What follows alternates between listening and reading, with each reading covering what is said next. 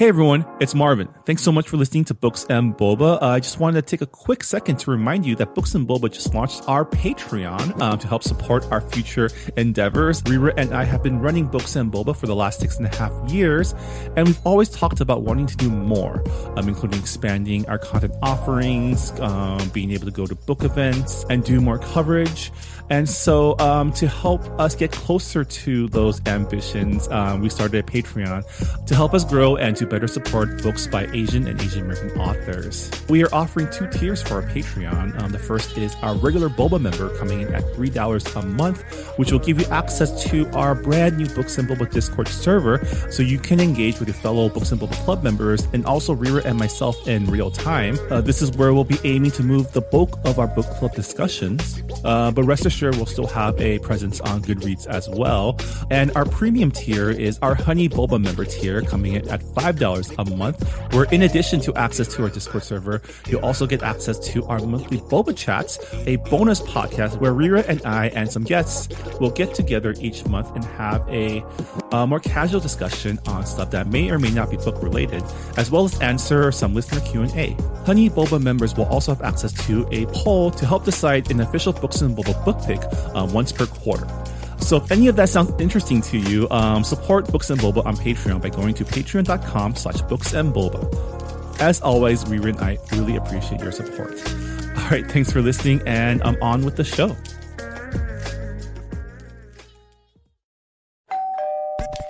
You're listening to Whoa!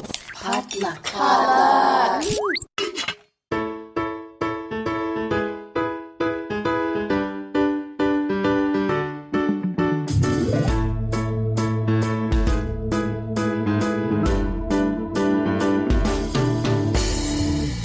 And welcome to Books and Boba, a book club and podcast featuring books by Asian and Asian American authors. My name is Marvin Yue.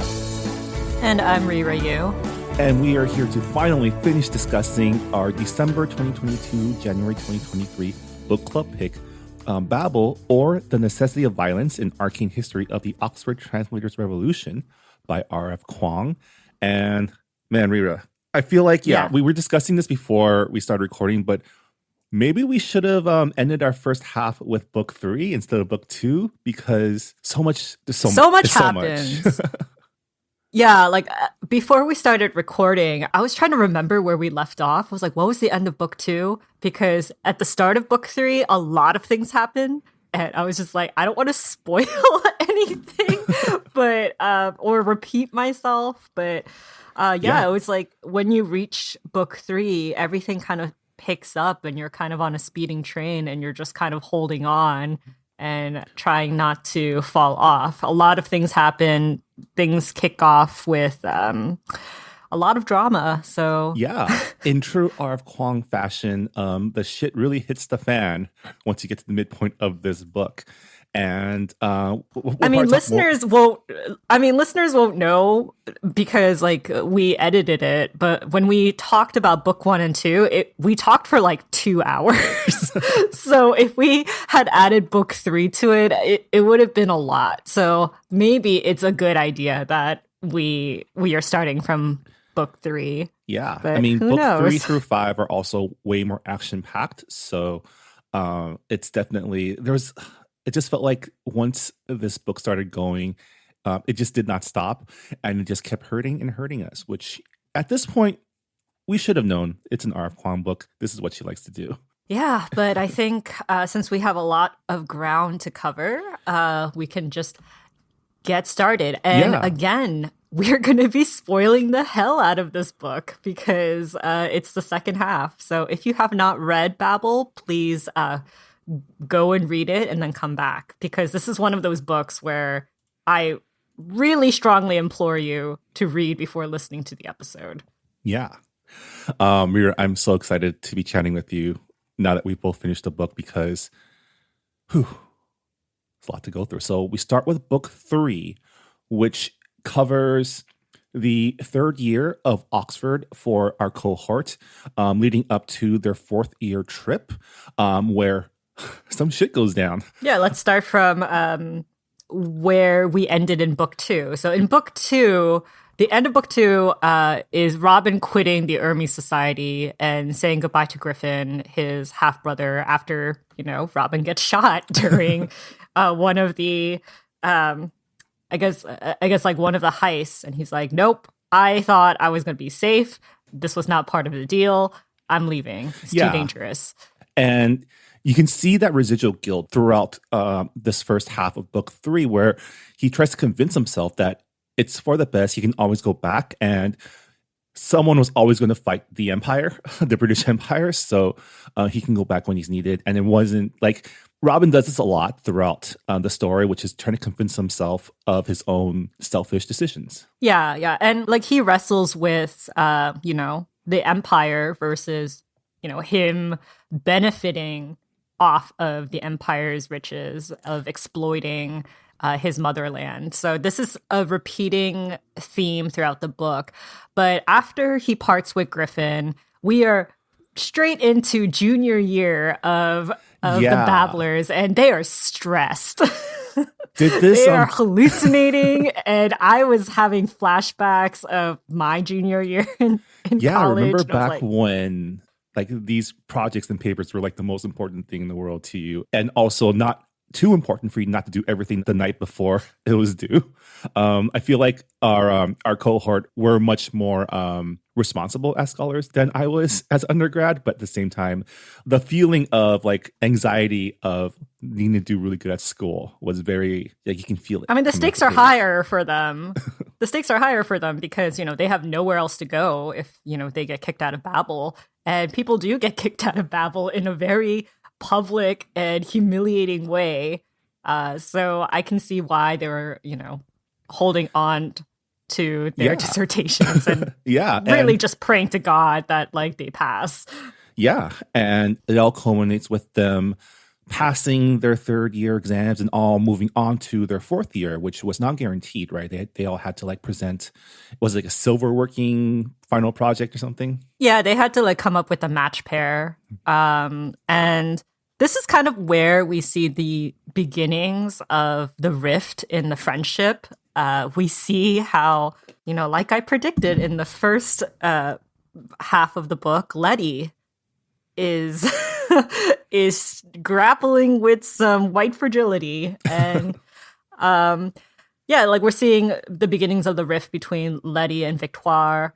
I think at one point Letty was trying to tell Victoire, like, hey, why don't you write a dissertation on like Haitian voodoo stuff? And Victoire's like, I really don't want to. No, it was the professor that was trying. This was back in book 2. The professor was trying to get Victoire to write a dissertation on voodoo because he wanted to harvest those match pairs. And Letty was like, why not? Why not? Yeah. But like this line of thinking continues. They continuously have fights like this, and Letty just doesn't understand. And you'll see later on how this just kind of snowballs into a lot of bad mistakes. Yeah, at this point as a reader, I'm only just mildly annoyed at Letty, but out of all of the white characters, she was probably the one with the most potential to grow and transcend her whiteness, I guess. And just there's so much hope. I mean, that's the thing. She had hope. Like after their exams, they actually go to a ball, a commemoration ball, and Letty's like, "Oh my God, like we need to go because we went through a hard year of exams, and it's our chance to dress up." But of course, Oxford is mostly white, mostly male, so it is not a great time for Victoire, Robin, and Remy. And there's a lot of racial aggression. I wouldn't even say microaggression during this scene. Yeah, Letty decides for them. Remy, Robin, and Victoire all don't want to go, but give in because of... I feel like they decided to go just to make her stop. Yeah, just to make her shut up. Yeah. And then also they've had like a very tense relationship during their exams, and I'm like, okay, maybe this is a way to like patch things up. Yeah, but they go and they go and like there's a scene where what is it? They run into Robin's old housemate, and his girlfriend just hands a wine glass to Victoire, being like, hey, like, get me another one. And that's when they realize that all of the servers at the ball are black and holding trays. And was it the girlfriend or the guy himself? I thought it was the guy himself. I don't remember. It doesn't matter. It was one of the two. They're the same. Yeah, so they go to this thing and they get microaggressed like crazy. Robin and Rami go there first to work the event just so they can afford to be there, right? And Victoire ends up being harassed by these like the poultry boys that we met in like book 2. And basically they all decide just to leave because like they don't want to deal with it anymore. And this was well before they leave though, Letty is like, hey Rami, like, why don't you dance with me? And Rami's like, you've got to be kidding, right? The only reason why we're here, like why we haven't been like kicked out yet is because we are sticking to the sidelines. As long as we, you know, keep our heads down and kind of like blend in with the help, we are tolerated. We are barely tolerated. Yeah, this is one of the many, like, I guess, strikes against Letty's permanent record, which is not realizing that racism happens to people that don't look white, especially in situations like this, right? Like, I think Rami specifically says, like, I'm not looking to get beat up or murdered for dancing with a white girl. Yeah, and then like also like when they when Victoire gets harassed, and the guys are just like, come on, let's just leave. Letty is saying like, it has nothing to do with race. Like, I got harassed too because I'm a woman. They said some like dirty things about me. How come you guys aren't as concerned? And I'm like, wow. Centering yourself as like the victim without realizing that race plays a huge part in the harassment of Victoire. It really reminds me of a lot of white feminists today. Yeah, I mean, I feel like that's kind of the point. It's funny because there's been discourse online about Babel because I guess, I don't remember if it was one book talker or like several, but like there was a reviewer who like gave Babel 0 stars because she felt that it made her feel bad for being white. And I think I think I read this review too. They were like reverse racism, and I'm like, that white people don't face racism; they face racial prejudice because racism is systemic oppression. So I'm like, and a lot of the comments were like, "Wow, man, this reader really saw themselves in Letty." Like, she was like a representation for them in this book, and they did not like it. Yeah, like other reviews that other criticisms that I've read of Babel were people saying, oh, it's, you know, it hammers a lot of the themes into your head. It's not being subtle at all when it comes to like empire and racial aggression. And I'm like, I mean, for some people, it's being hammered down your heads. However, for other people, I guess most like non people of color, things will just kind of, you know, things are novice. Some things are things that they haven't really thought about every day. Whereas with readers of color, it's like, this is our lives. Of course, it's very obvious to us. I mean, the story, I find, does a really good job of capturing what it feels like to be a person of color or a marginalized person in these like extremely like white spaces, right? It is a constant, like you are constantly on edge and you're constantly being reminded of how different you are. Even if you're not like physically or like actively being reminded, it's there in the back of your head. And, you know, for those in the majority, it's really easy to turn a blind eye because like everyone has their own issues. But I think what the book, and especially what Rami, Robin, and Victoire are asking from Letty is to just please, for like 1 second, see things from their point of view. It's not even like seeing things from their point of view. It's just like, shut up. Like, just don't, just listen and just nod your head. You don't need to make everything about you. Like, there always seems to be a scene where Letty like makes a suggestion or tries to make it about herself. And it's like, come on, Letty, this isn't about you. Well, I mean, in her point of view, and we see this later on in one of the interludes, as a woman in like Victorian England, it is hard, right? Because she has no rights. She has to live in a very patriarchal society, especially in high society. But she can't help but equate her own inequality with the inequality that the rest of her cohort faces. And I think that is her like biggest flaw. Yeah, I mean, this book definitely tells readers like intersectionality really matters. Solidarity must happen across all marginalized spaces to have progress. But we reach our first big turning point very early on in book 3, which is where Robin finds out that Victoire and Rami are part of the Hermes Society.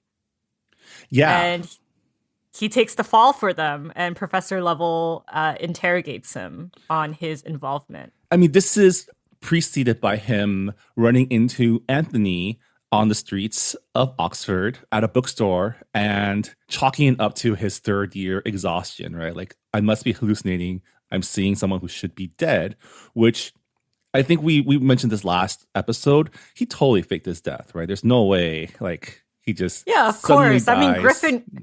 I mean, Griffin even tells us, like, yeah, at a certain point, it's going to be very hard for you as a Babel student to like justify the work that you do for the Empire. So a lot of Babel students fake their deaths, and I'm like, that's Anthony. Yeah. So with that, like, it kind of like, were you surprised? I wasn't surprised that Victoire and Rami ends up like working with Hermes. Oh, no, I was not surprised at all. What I was surprised by was how late they joined Hermes. Like, because Robin was there since like year 1, but Victoire and Rami just started to work for Hermes. Yeah, but Robin also ran into them early and was exposed to them a lot earlier. I feel like Hermes as a secret society doing very illegal things that I think essentially is treason to the crown. I imagine they need to make sure that you're in it before they recruit you. So I imagine they're not recruiting a lot of first years. That's true. I mean, this is like the beginning of their 4th year. So I guess you can't really, also the skill level in like where they would need you to pilfer silver work or to get information. You're not going to give those to first years. So yeah, that it makes sense. But I was just like, yeah, for sure. The black and brown people are fighting the Empire. Of course, they're going to be part of the Hermes Society. I mean, it does make sense, right? Like, we've seen time and time again that people who are marginalized are probably the people who can sympathize with those struggles the most. And we already know that Victoire and Rami are used to operating and surviving in white spaces and also have pretty developed awareness of like where they stand in society and what they can and can't be. Yeah, I mean, they don't have the privilege of passing as white. They're going to stand out no matter what, even from a distance. So they have to operate on a different level in order to survive. So I was not surprised. So Robin takes the fall and ends up being a martyr. And his father, Professor Lovell, interrogates him.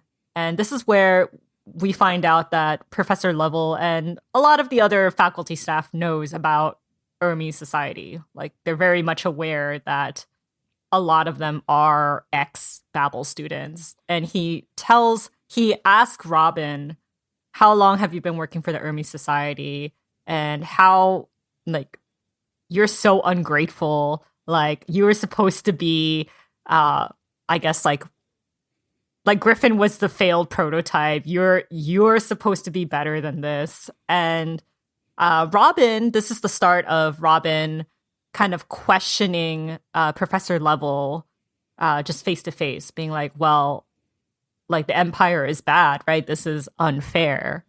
And Professor Lovell, turns the question back, being like, if you think it's so unfair, why are you enjoying all of the benefits? Yeah. I mean, Robin in this scene is trying to defend his actions as part of Hermes by explaining to his father all the ways that Empire is doing harm to the world, not knowing that his father is the representation of the Empire.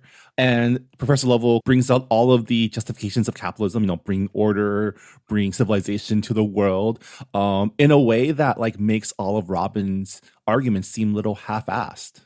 Well, like his argument is, if like, why is it unfair when, China could just build its own translation center. They could just do the work themselves. Like, it's not our fault that they're not taking advantage of the resources that they're given. And in the back of Robin's head, it's like, but those resources are being, like, it's not the same because you're pillaging your colonies and these other nations of their language and just taking their resources, and you can't just expect them to catch up overnight. It's just not possible. And this is also where Professor Lovell is just like, oh, Griffin, he's not the revolutionary that you are putting on a pedestal. Like he's actually done some things that are very questionable. And this is when he finds out that Griffin killed his fellow classmate, Evie Brooke, who was kind of known to be this genius student who came up with like a bunch of match pairs. And, she kind of has this legendary status at Babel. And Professor Lovell's just like, well, Griffin killed her. Is that the kind of side that you want to be in? Just cold murder. And Robin, as we've seen, is, he's like for the cause, but he's kind of, it's like, as long as he doesn't get hurt, as long as he benefits from it, as long as he can keep his conscience clear, he'll be in the fight. But he has his foot halfway into the door and halfway out. So this is when Professor Lovell hands him the Chekhov's gun, pretty much, the bar that killed Evie Brooke. And obviously that gun is going to set off because it's Chekhov's gun. It's really subtle that Rebecca writes Lovell as someone who is so sure of his own superiority that he can't even fathom that this illegitimate son of his would ever turn against him violently, right? That's like he's literally just a metaphor for the British Empire. Yeah. But not only does this scene end with Professor Lovell handing him the bar that killed Evie Brooke, he tells Robin, like, you need to give us something, otherwise you're going to be kicked out of Babel. And Robin gives up the safe house that Griffin had told him a long time ago. And that's the only piece of information he's able to give. But it is, it's still a betrayal. Yeah, what did you think about? Like, at that moment, I was like so disappointed in Robin. That sucked. What did you think about his betrayal there? I thought it was very much in character. I was not surprised at all. And of course, like at this point, Oxford is, it's a utopia. So I can see why he is unwilling to give that up. I was just like, of course he's going to give up the safe house. Also, like, what are the risks? Because in his head, it's like, well, do they even use the safe house anymore? Like, how many people are going to actually be affected? I guess this piece of information is useful, but only to like a small extent. Well, I mean, that's just him convincing himself that he didn't do anything wrong, right? Which is something that he does a lot, which is why I say Griffin it's in would have character. evacuated. Surely they wouldn't be, they're decentralized. So like if they did catch them, it wouldn't be that bad. And there's something about like reading protagonists that are just a little spineless that still frustrates you, right? Because it's like you have some conviction. Why can't you go all the way? But yeah, like at this point in time, Robin still isn't able to put skin in the game, right? And I think personally, I think he would have gotten off anyways if he didn't give up anything. I don't know about that, but I mean, it's hard to say. It could have gone either way. But moving on, like Victoire and Rami are like, why did you not tell us you were part of the Hermes Society? Don't you know that we've been wanting to fight the Empire since like forever ago? Like, why didn't you trust us? And this also goes into, Rami's interlude. There's an interlude where it kind of goes into Rami's backstory, how he ended up in England, how he ended up as a Babel student. And I don't know, what did you think about that chapter? I think it was interesting. This was our first interlude, which becomes a thing for like the rest of the book, right? We also see the backstories of Letty and Victoire later on in the book. And I thought it was a good way to provide Rami with more character building that he didn't really get. Because we only really meet him after he arrives at Oxford. And, his character is someone who is outspoken, is kind of happy-go-lucky. But, buried within him, you always see this kind of simmering rage and simmering anger at the British Empire and what they did to his people and what he has to do to keep surviving in Oxford. And what I like about the interludes is that we get to see the stories that Rami, Victoire, and Letty don't share with Robin, like their histories and their pain and what led them to where they are today. And invariably, they're all stories of surviving against oppression. Rami's story is about growing up as the son of a footman for a wealthy British lord in India. Rami's father is an educated man, and Rami himself is equally gifted at learning quickly. And this offers him some special benefits. But he eventually learns that he's still essentially seen as a second-class citizen, especially when he's paraded in front of other British lords by his masters. Yeah, and it's also the first time he realizes, being hyper visible, showing off how smart he is, isn't as great as he thought it would be. It puts him in danger. And this is kind of like when he understands the game that he has to play, because his father, he's kind of put in the spotlight. They're asking him like, oh, you're an educated man. I'm sure you didn't want to be a footman. Like, what would you have wanted to be?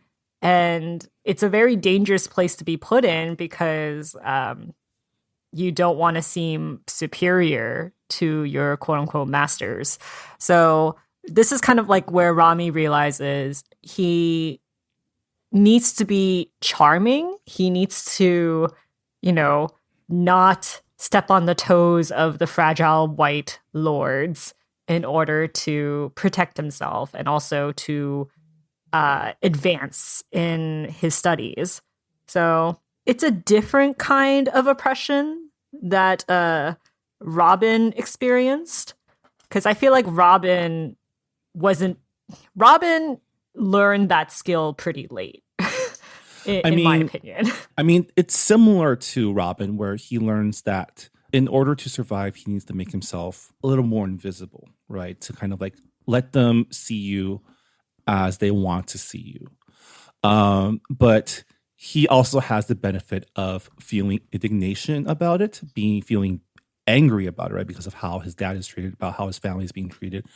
Whereas, Robin's situation is he was literally saved from like death and cholera, right? So his footing, he didn't have as much of a foundation. He didn't have a family to fall back on. His family is literally his savior who won't acknowledge him. And with Rami, he doesn't have a choice in leaving either, because this white lord is like, hey, give me your son.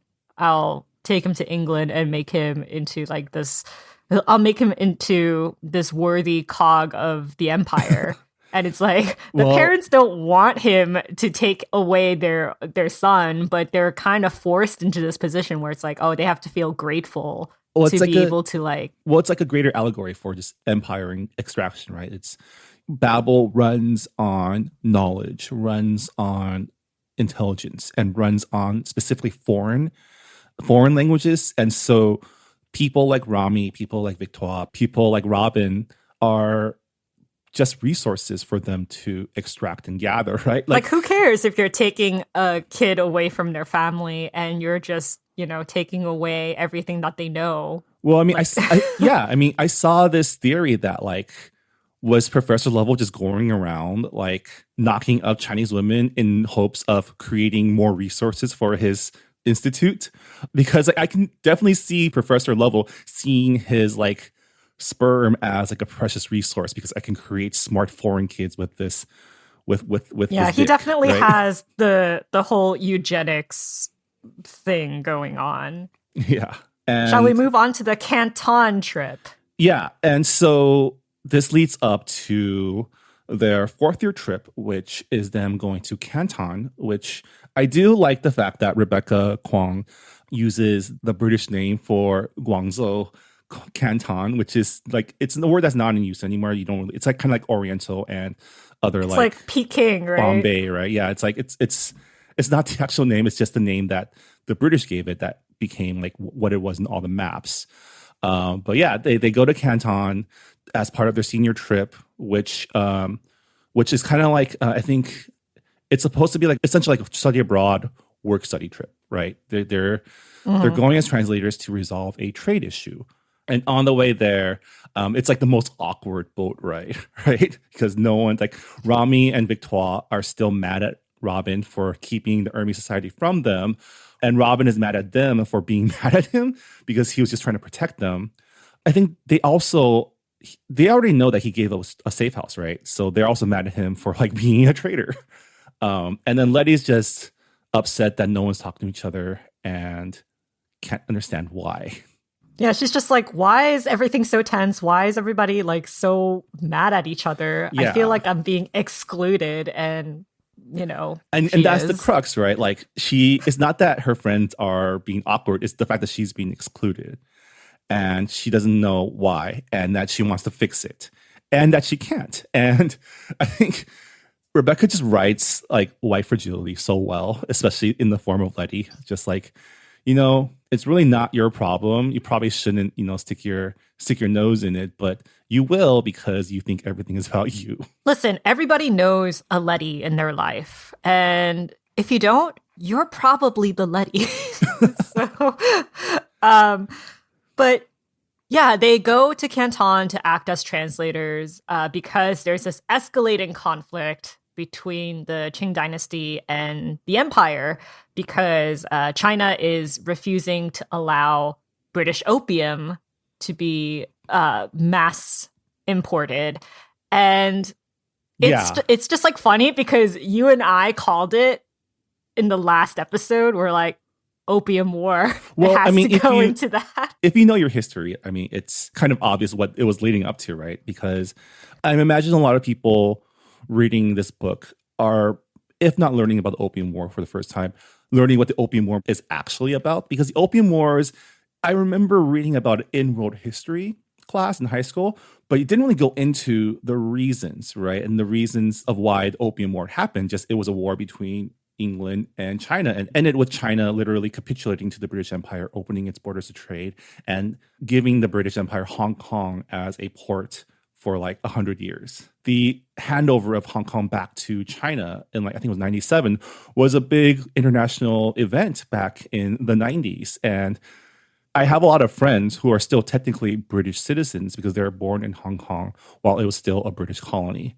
And I just wonder how many people are learning about this for the first time, that the Opium War was actually a war fought for the right to sell drugs to China to fix the trade deficit. Yeah, the trade deficit was probably something that most people did not learn in school. It's definitely something that I didn't learn in school. I just learned it because I read a lot of books by Asian authors, and it just happened that, the Chinese Opium War was a big deal. So it showed up in a lot of literature where it's set in China. So that was kind of my first exposure to Yeah. to the Opium Wars. Yeah. And I thought it's such a Chinese move to be like, well, I'll sell you all the stuff that you love, right? I'll sell you your porcelain, I'll sell you the teas, but I don't want any of your shit because they all suck. And so the only demand there was for foreign goods was opium, which is drugs.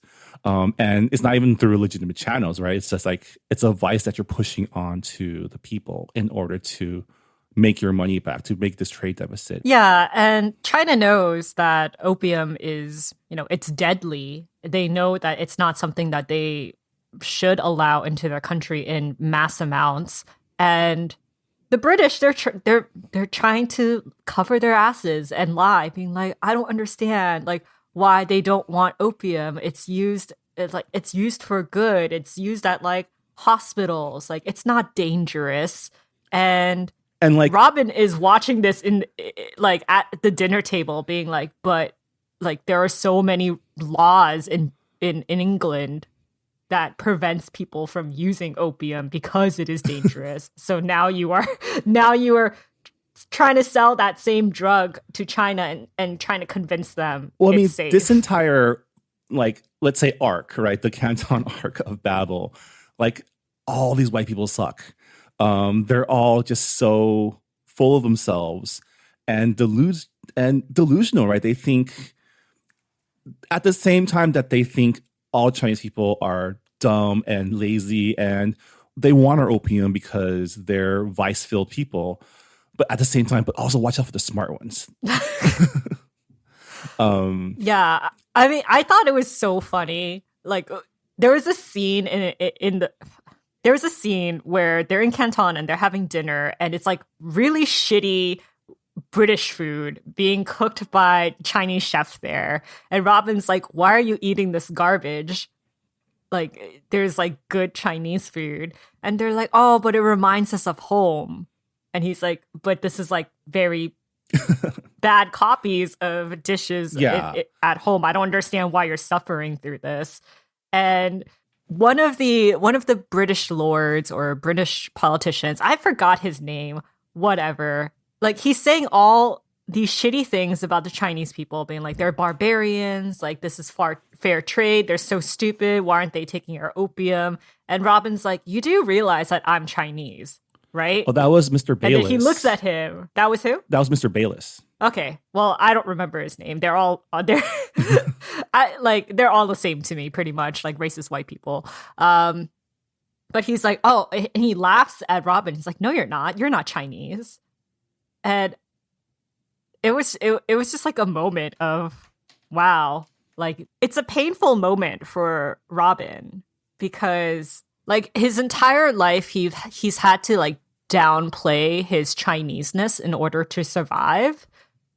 And to have this British man being like, oh, no, you're not Chinese, you're British, is kind of like a rude awakening for him, being like, okay, maybe I don't want to be a part want to be a part of this. I mean, this entire trip he is being like put in a very tough situation, right? Because he's going home for the first time. So throughout the entire voyage, he was stressing out about, what if I don't recognize anything anymore? What if I don't feel like this is my home? And then so this interaction just like further plunging the knife into his heart, where it's like, well, what am I then? Where do I belong? Because in addition to all this like anxiety of going home for the first time, it's compounded with the guilt of A, betraying the Hermes Society, and B, betraying his friends too at the same time. And so all of this pressure is just mounting in him. And he's also betraying his motherland because he has to play translator. He has to translate for one of the officials and try to convince the Chinese, like, hey, like, buy our stuff, buy our drugs. And he knows that it's not something that is right. So that's an added pressure. Yeah. And so in this moment, he is like, well, he's only not Chinese now that he is needed for British interests, because otherwise the world never lets him forget that he's Chinese. Even his own father never lets him forget that part of him is Chinese, and his dad hates Chinese, even though he loves Chinese the language. Stuff. Like, he loves the language, right? He loves everything but the people. And that's a thing that comes up later too. Yeah. So one of my favorite scenes in book 3 is when Robin is translating and he meets Commissioner Lin, and they're trying to negotiate and trying to figure out like what can they do to facilitate trade. And it's an awkward situation. And, you know, like the British lord that he's like translating for is being very racist, like is not pulling any punches back. Yeah, well, I saw a lot of parallels between this confrontation and the confrontation between Robin and his father earlier on, where one side is making kind of half-assed, incoherent arguments, and the other side is just being like, well, no, right? What was really funny to me was Robin being like, this, like, I can't translate this racist shit. It's not gonna end well. So he translate in like a very like neutral, deadpan voice, trying to make things as inoffensive as possible, which is, you know, not a true quote unquote translation. And it just reminded me of a lot of experiences that bilingual children of immigrants go through, where they've had to translate for their parents, and it's like, how much do I translate? How much do I let my parents know how shittily they're being treated right now? Did you ever have to go through that? I don't think I've ever had that experience. Oh, I've had to do that all the frickin' time, because my dad speaks English pretty fluently, but he traveled quite a bit. So ever since I was like 3 or 4 years old, I translated for my mom. I remember like one of my earliest memories when I came to America when I was like 3 was my mom said that I had to learn English fast. So like after preschool and stuff, I had to like do a lot of like workbooks, and like there have been moments where like I would have to translate for my mom at school, and like they would say some very microaggressive things, and I'm like, I don't know how to translate this. I'm like 5 years old. Like I trying to explain certain things to her, and she's just like, I don't understand why this is an American thing. Why do I have to follow these rules? And then there have been times where we would be there would be times where like we would be pulled over by like a traffic cop, and I would have to like explain why we were being pulled over, and then there would be a lot of microaggressions there. So yeah, it's something that I've experienced my entire life, and it's a really shitty experience to be a child and to protect your parents and to kind of build this shield through translation. But Robin's using it for it's just like very funny to me that Robin's just like, yeah, I'm not translating this racist bullshit and all of your propaganda about how the Chinese are stupid because they're not letting drugs into their country. And I just like how Commissioner Lin and Robin are just kind of like looking at each other being like, is this guy serious? Is this guy serious? Like, does he really think that we're going to say yes to opening up our ports to drugs just because they're throwing a tantrum? Yeah. And at the end of the conversation, Commissioner Lin actually sends Mr. Bayless away and pulls Robin aside for a more frank, private conversation where he straight up asks Robin what he thinks about the situation.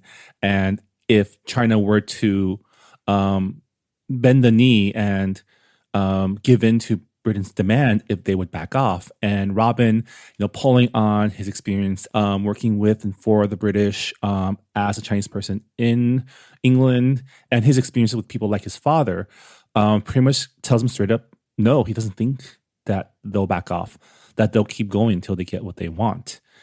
And Commissioner Lin thanks him and proceeds to go and set everything on fire. But before that, actually, there's also a scene where Robin and Rami are walking around outside in Canton, and they stop at a bridge looking out into the harbor. And this is when they have their first heart-to-heart since the heist incident, when they finally clear the air and talk about everything that's bothering them. And Robin, having been through just days of high stress, being like responsible for translating for these terrible people to do harm to his homeland, looks out into the ocean and tells Rami that it's like he doesn't know if he's allowed to exist. And, this is the first time that we see him vocalizing his like internal, descent into despair. Yeah. And Because Canton has a law at this point saying, oh, no foreigners outside like of this port area. But Robin is able to go around that because he is Chinese. He was born there. And, it's like a really weird feeling where he kind of sees what he's been repressing this entire time. Yeah, and during this scene, he's walking around the docks. He tries to find his own house and finds that there is an opium den there now. It's kind of like it's a very on the nose metaphor that his home has now turned into like this example of what he is doing to his own homeland, right? Or what his homeland wants him to do. Well, it also reminds Robin of what happened to his family because his family used to be pretty well off until his uncle gambled away their fortune to buy opium. And this is why his family is in a slum village and they are susceptible to cholera. So it's like he's reminded like, okay, like I got this great education. I got to be in Babel, but like I wouldn't have been there. And I wouldn't have been there if there wasn't opium. Yeah, I mean, for the first time, he's thinking kind of critically about the many things that had to happen for him to be in this situation, right?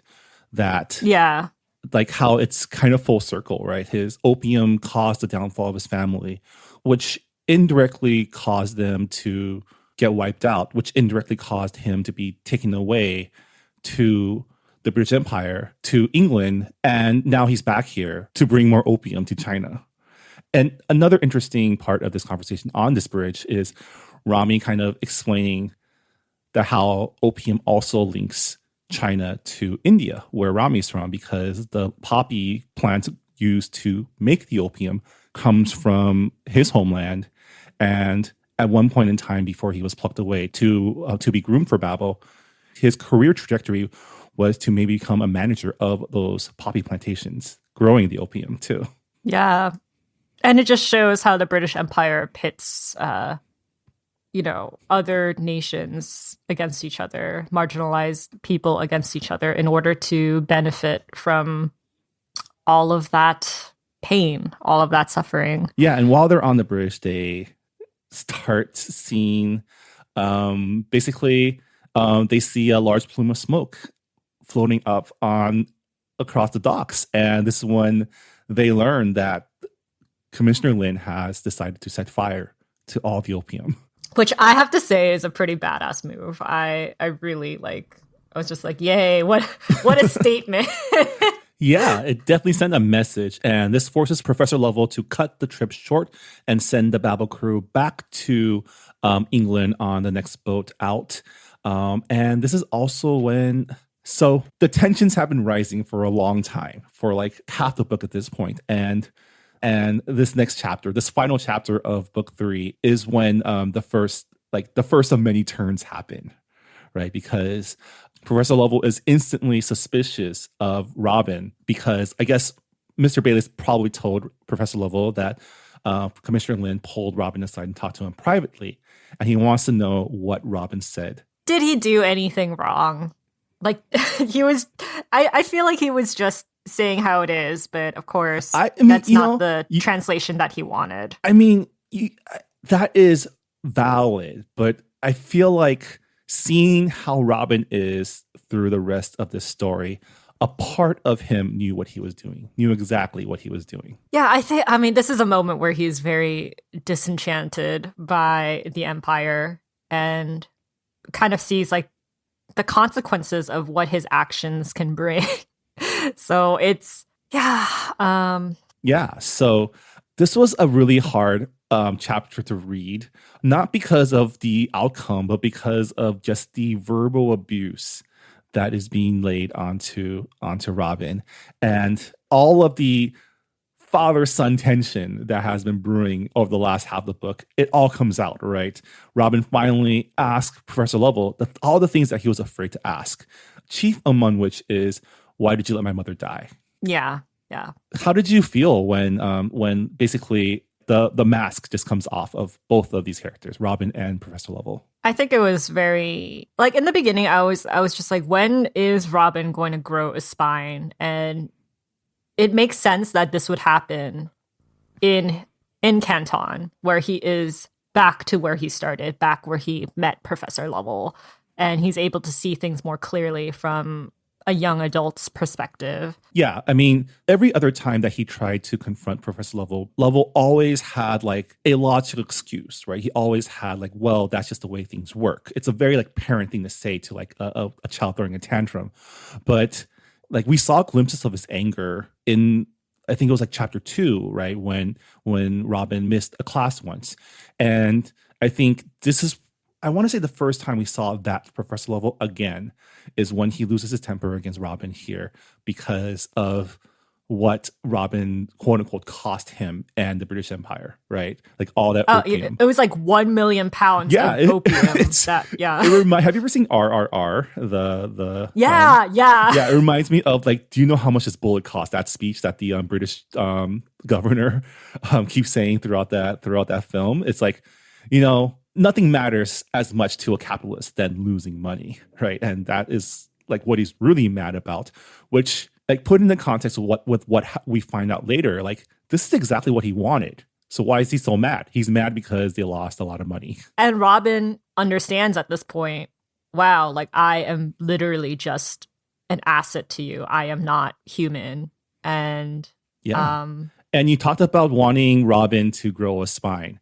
And he does. And I mean, were you happy you got what you wished for, Rira? I mean, I knew it was going to happen. I thought it was really interesting because like in book 1, you see a scene where Robin is translating for the first time. And it's from like a racist sailor to this Chinese laborer. And he translates so that he could get, you know, to keep himself safe. And he keep himself safe at the detriment of his countrymen. And this time around, he's a young adult and he is translating, and he uses his translation abilities to essentially protect his motherland. And, you know, Professor Lovell, like all throughout the book, he has like racist tirades being like, oh, the Chinese, they're lazy. They don't know what to do with their own riches.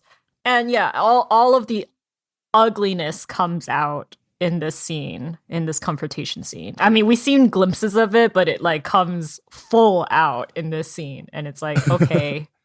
Yeah, but when I ask you about was it what you wish for, did you expect Robin growing a spine to be so murdery? I mean, it was always going to end that way, right?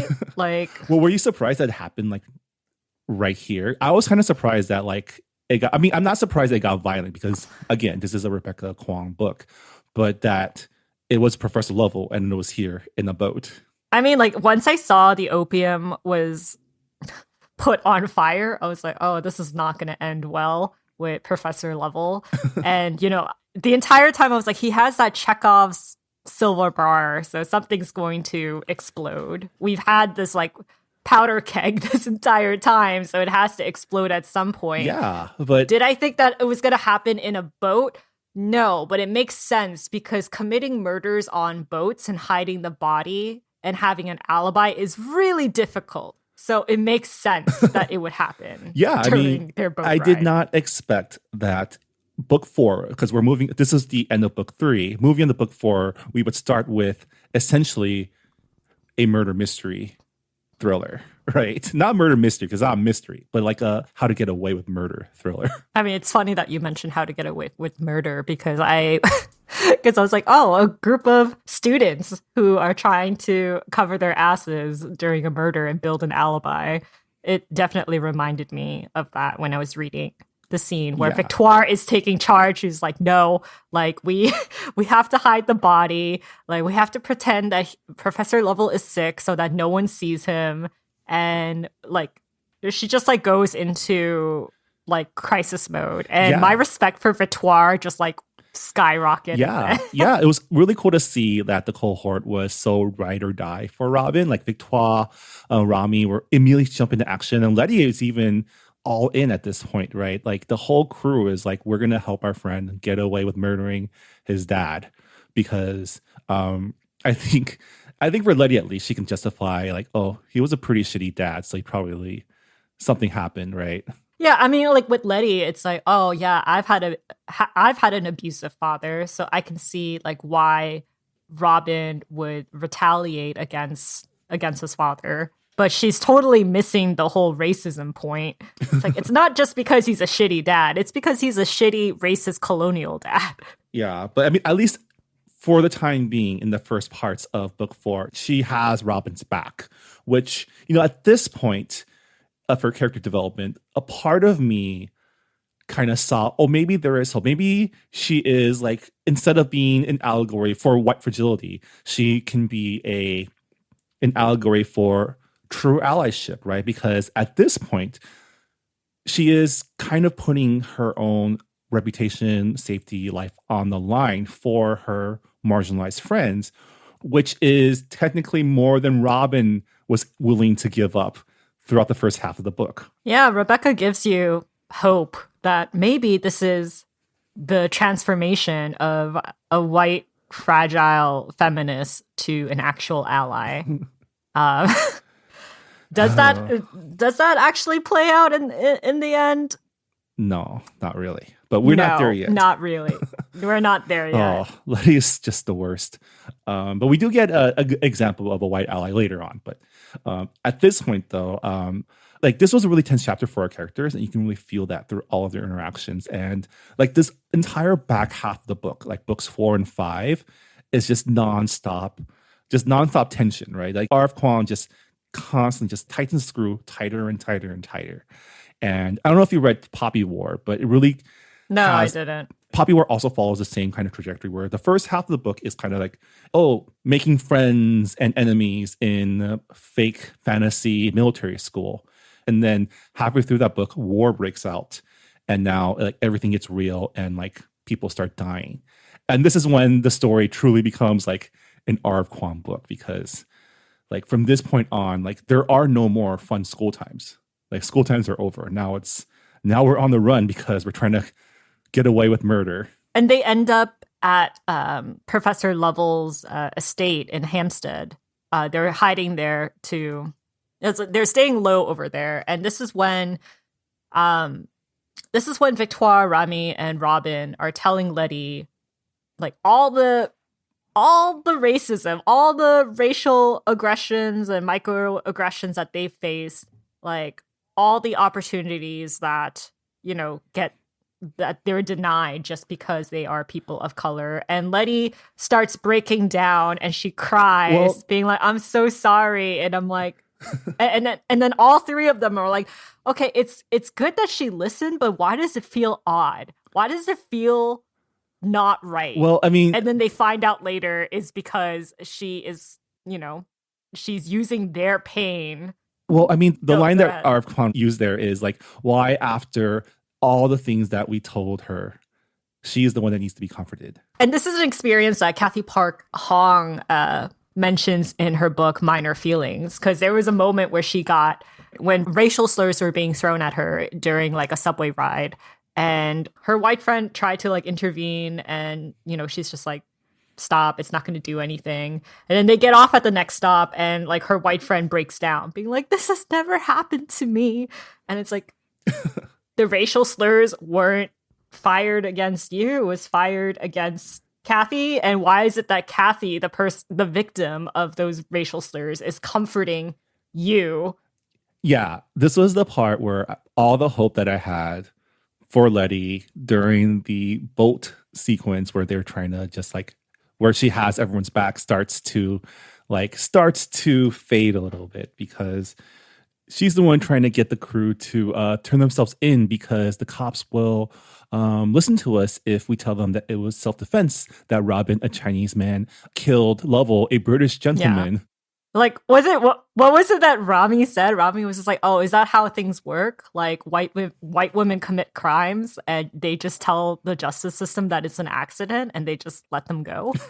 This is also when Letty finds out about the Hermes Society, because she overhears Rami, Robin, and Victoire talk about it. And she's like, what's the Hermes Society? Yeah, and this is also when while they were staying at Professor Lovell's estate, Robin takes a look around Professor Lovell's office and finds documents proving that the plan was always to instigate a war with China over opium, and that their school trip there to negotiate was not in good faith. He finds out that even the people that they met there, including the German reverend, who seemed to quote unquote love the Chinese people, despite their Chineseness, was giving them intel on China's troop and naval placements around the port.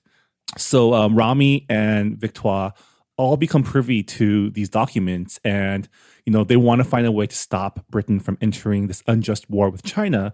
And the solution for them is to bring them to the Hermes Society. Yeah, to the Hermes Society. And this is when Letty walks in on them and learns about the Hermes Society. And I think at this point I was still like, okay, she can still come around maybe. Like she just needs to meet more marginalized people and open her eyes to what it's like to be them. I think at this point she still sucked, but I still thought she could be saved at this point. Personally, I don't know about you. Yeah, it was just like there was room for character growth and there was hope, but I am cynical, so I was like, she's not going to come around. It's just there's just no way. Right. So Anthony finds them and he brings them into the Hermes headquarters, which is at this abandoned old library. Well, before that happens, they actually go back to school. Oh, that's true. They're trying to build their alibi. Yeah. So as they try to reach out to Hermes Society, because again, they're decentralized and Robin doesn't actually know how to reach out to Griffin or Anthony, so they just try to get the message out wherever they can. But they still have to go back to school, and part of their responsibilities as fourth years is to attend like the annual. It was a faculty dinner or something. It was something. It was where they had to show up, and Professor Lovell is not there because obviously he's dead, and they've been just lying their asses off, being like, "Oh, he's sick. He'll like turn up eventually." Yeah. And this is when was it Professor Playfair? And this is when Professor Playfair. Yeah, I mean, this whole event was kind of tense. They were trying their best to lay low and just get through this banquet without acting suspicious. When Professor Playfair just walks up to him and on the DL tells him, "Yo, I'm part of Hermes too. Like, I believe you have something for me." And, this was a moment where I was actually proud of Robin because he was able to discern how full of shit Professor Playfair was at this point. His bullshit censor. He was like, there's no way Professor Playfair is for the Hermes Society. This man who like does like fucking like ceremonies to... Like this man who builds like the security wards of Babel to be as painful as possible. Like there's no way. Yeah. And as they try to make their escape, this is when they run into Anthony finally. And Anthony takes them to their safe house, which is like an old library. And it's still on the Oxford grounds, right? Yeah, it's still on Oxford grounds. And it's just a library that's been passed around between like local colleges, and no one really knows like who it belongs to, because they're like, oh, it's like the storage library. Like, yeah, like we don't need to go there. So they're hiding in plain sight. Yeah. And then we're introduced to the Oxford cell of the Hermes Society, which comprises of like essentially every postgraduate student of like a marginalized background, including an Irish student, which makes sense if you think about the history of the British Empire. Is Kathy is Irish. Okay, never mind. I was like, is she Scottish? No, she's Irish. She's Irish. Yeah, because she's a Gaelic scholar. I was pretty surprised that Kathy was among the Hermes comrades, because I was like, oh, like, what does she have to lose? And, I was like, okay, like, this is the version of... this is the ally that we hope Letty will become. I mean, it's not even that, because remember, this is like the early 1800s, right? This was like before like whiteness was a thing, right? Like people still had prejudices based on where you're from, and English people definitely had prejudices against Scottish and Irish. Yeah, but I was surprised that like it was like all of the postgraduates. Yeah. Like I imagined like some of them, but I was like, all of them? It's like, how have they not gotten caught? But it turns out that they're very careful, and despite being decentralized, they know what they're doing. Yeah, and their goal right now is also to stop this unjust war between England and China. And thanks to the documents that Robin and crew procured, they now have like essentially the smoking gun. And their goal is to turn public sentiment against the war and convince Parliament, specifically the more progressive wing of Parliament, to vote down the war. And this is when the book starts getting into like the politics of resistance, right? Like, is violence necessary? And we see the two sides represented by Anthony, who believes that they can achieve their goals through nonviolent ways and politics, and Griffin, who makes his triumphant return, who believes that violence is necessary to fight against empire. Yeah, Anthony believes that they can lobby to Parliament and kind of like pass out pamphlets, and believes that, if they have all of the knowledge, then they'll see how wrong this is and they'll side with justice. And Griffin is cynical and is like, no, it doesn't matter. Like, they know what they're doing is wrong. There's nothing that's going to bring them to like the negotiation table. Violence is the only way. Yeah. And I agree with Griffin all the way. Maybe I'm just a violent person, but I'm just like, yeah, there's no way that like paperwork and diplomacy, I mean, obviously it will get you to a certain extent, but they talk about like the abolition movement in England and how that wasn't done in good faith. Like, that was done because of economics, right? Abolition was a decision made as a economic and political move. Because like at this time, like England had lost America as a colony just like maybe 2 reigns ago. So for them, it's like, well, it's economical for us to, lean into abolition while setting our eyes on India. So really, it does not come from good faith at all. Yeah, and you can see echoes of that in our own American discourse over slavery and the Civil War, right? Defenders of the Confederacy will say that the war was fought over states' rights and not over slavery, but unable to see the connection between states' rights, economics, and slavery, and how they're all intermingled, and how it all stems from capitalism and capitalism's need to extract the most amount of resources and produce the most amount of work using the cheapest labor possible. Yes. And if we look at it today, I mean, the British monarchy, a lot of the riches that they enjoy are through colonization. It's through, they earn their riches through slave labor, and that is still present today. And and like it just, Griffin brings up the point of like violence shocks the system, and the system can't sustain the shock. So yeah. It's essentially the entire empire is essentially like an economic bubble, right? The assumption is the bubble will keep growing, and the empire does everything it can to keep the bubble growing. But resources are finite. People aren't cogs, they aren't machines. Essentially, things will slow down, things will break down. The bubble will be too big for it to be sustained. And even a small shock to it can cause it to pop. And I mean, I think both Anthony and Griffin their views are aligned at this point, which is the act of empire is inherently unsustainable because it requires more and more resources to maintain. Their main difference is just how far they go to shock the system. Yeah.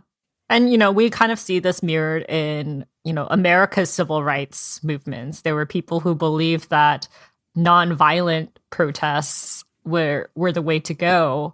And then there were groups where they're like, no, violence is necessary because what they're doing to us, the suppression is violence. So the only way we can dismantle it is through violence. Yeah. And I think the ironic thing is that this talk of violence is what sets Letty off, right? Like, she, in her white fragility, can't handle the idea of her friends in this group potentially doing something violent, and so she betrays them. What did you think of when she left that morning just to go take a walk outside I was like, oh no, she's turning Yeah. on them, When right? when I mean, like, because like throughout the book, she gets like panic attacks because the revelations that she receives from all the events that have occurred, like it's too much for her brain, too much for her white fragile brain. And when they're like, oh, if you need to breathe, just go into the yard, it's right there. And she's like, the yard feels a little bit penned in, so I'm gonna go outside for realsies. And I was like, oh no, don't trust her. Right. And yeah, she turns them in. She calls the cops, and essentially, all the upperclassmen, all the postgraduates, except for Griffin, are killed. They're killed off screen, which is a mercy that isn't afforded to what happens with. Basically, this is when we have our first major death because Professor Lovell's death doesn't count as something we care about. It's just a plot point. But Yeah. Victoire, Rami, and Robin are hiding out in, was it the library or like the study or something? Yeah, they were hiding in some room. I think it was a study. Are hiding from the chaos, and then Letty comes in with a gun and asks them to turn themselves in and save themselves. If they turn themselves in, like they won't be killed. They'll, have a fair trial because she's like, Babel needs you guys. You guys are a resource. They're not going to just, toss you guys away. Also, she knows people because her dad's an admiral. Yeah. And yeah, there is a brief struggle, and Rami ends up getting shot by Letty and dies. And I had a feeling if anyone was going to get shot, or if anyone wasn't going to make it out of that confrontation, it was probably going to be Rami. I think he had same here. He had death flags like throughout this entire section, I feel like. Yeah, and also like Letty had a thing for Rami, right? Like I wasn't imagining. No, that. Like they outright say it, or Robin outright say it. Yeah. Yeah, I mean, Letty does not handle rejection well, so I was like, yeah, Rami's gonna die if anything. But I was still sad. He was my favorite character, and I was like, how? Like, well, I was like, how dare you, Rebecca? My heart. Yeah, I mean, as Robin and Victoire gain some more space between this incident, and they reflect more, it comes to light more and more that that Letty shooting Rami may have been more intentional than they thought, because the way it happened was Letty was aiming at Robin at first, and then Rami seems to get in the way. But after we learn a few things later on, it does make sense that even if she didn't want to do it, it was on purpose. Yeah. I did not give her the benefit of the doubt. I was just like, oh no, she definitely killed on purpose. Because I was just like, she's the admiral's daughter. She knows how to use firearm. Like, why didn't she aim for a non-fatal part? Yeah, I guess I didn't get that until in chapter 32 is when they give context to everything, which is when it made more sense to me, I guess. So I guess you're better at reading these context clues than I am. I think I'm just very cynical, like I said, and I'm like, I don't believe in any good faith at this point. So I was like, oh yeah, was it an accident? I don't think so. I mean, Robin's murder of Professor Lovell, I don't see that as an accident. Like, I thought that was very purposeful. Of course, in his mind, he was very frantic, and maybe he didn't think about it at the time, but I thought it was very intentional. So to me, I was like, Letty, this was an intentional kill. Yeah, I mean, I feel like with Robin, and you see this with Griffin and also with Professor Lovell, is the men of the Lovell family don't deal have anger issues, right? And are and are quick to reach the violence. And I think that's something that's an ongoing thing for the rest of the story as well. But yeah, Robin and Victoire end up being arrested because of Letty's betrayal, but not before Victoire successfully burns the contact list for other Hermes Society cells, which good way move, to go, Victoire. And then we have probably this is when this book gets turned up to full R.F. Kuang, right? Because everything from now on is just we get hit by 2 or 3 like tragedies, deaths, and also really tough scenes one after another in like the last parts of book 4. Like how, like Yeah, as there's someone, torture.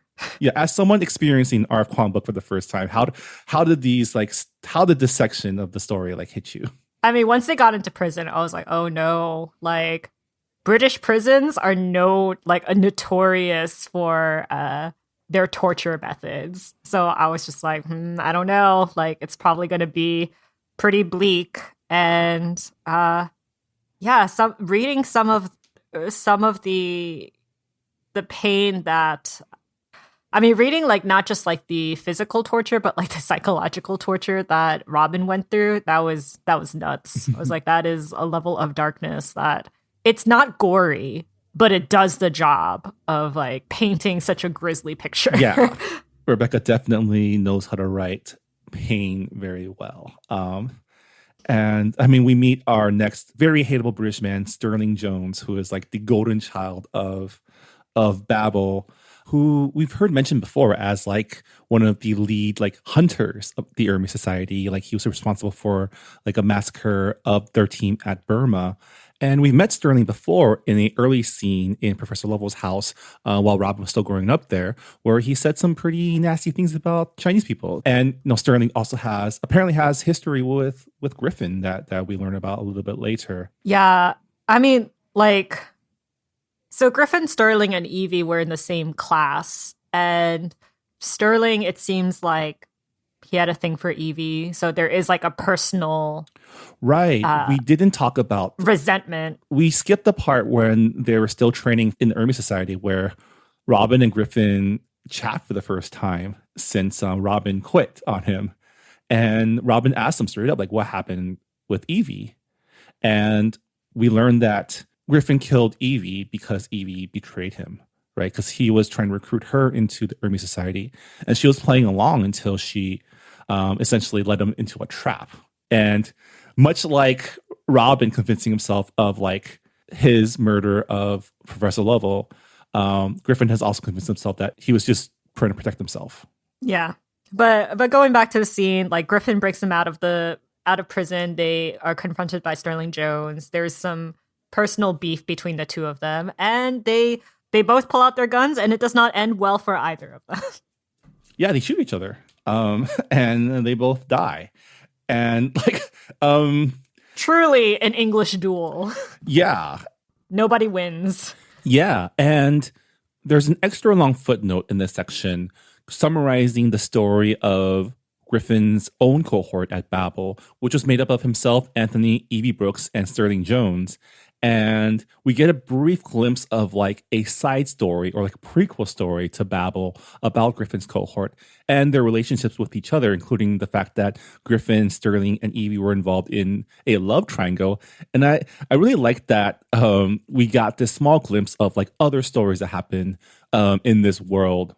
I think it's very funny how Griffin and the rest of the Ermi Society thought that Evie would be a better, like a safer recruit. They were like, oh, out of like between Evie and Sterling, surely Evie would be the one to understand how it feels to be marginalized and understand our strife. Yeah. But it turns out that you can be part of a marginalized group and still uphold the white supremacist societies, white supremacist system. Much like Letty, they learn that, you know, when the chips are down, being white is probably takes the highest priority over everything else. Like, I feel like it reminds me of like the terrible rich family of Knives Out, where they put on the front. I was about to say, yeah. They put on the front of being like they put very on the front. Like open to diversity.